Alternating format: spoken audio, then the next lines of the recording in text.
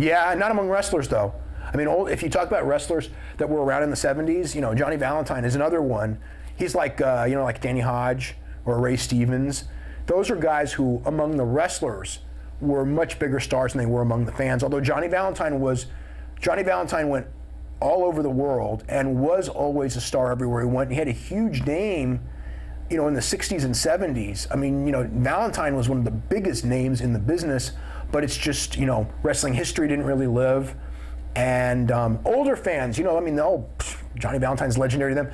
But yeah, among younger fans, no, because wrestling doesn't have history. You know, Johnny Valentine, Ray Stevens, those names, they're, you know, Tim Woods, you know, those names are not known among today's fans at all because, you know, wrestling's history has been erased. Vince McMahon now kind of wants to bring it back, but it's kind of too late, I think. And you know, watching those old tapes, it's not going to hold up. You know, I mean, it's just a different business. But at the business, for what the business was at that time, evidently, you know, Johnny Valentine was one of the masters of psychology because, you know, he had a different style from everybody else. I mean, he would do those, the beginning of those Johnny Valentine matches were slow. I mean, nothing happened, and then he would get up and do something and the people were ready. But obviously, he had to have the personality or the respect of those fans to sit through that stuff and not go to the concession stand, and you know, and when the action started getting, you know, not have been bored to death before they started getting up and doing the stuff. He did ribs that involved feces and you know, really just gross stuff. He was a different character. I mean, in the ring, obviously he was really good at what he did. Outside the ring, he was a strange guy.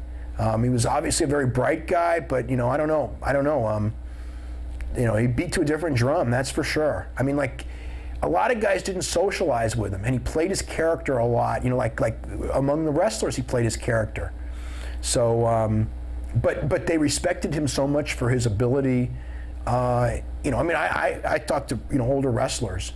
You know, like, you know, Dory Funk Jr., Jack Briscoe, you know, who would have been, you know, the world champions of those times.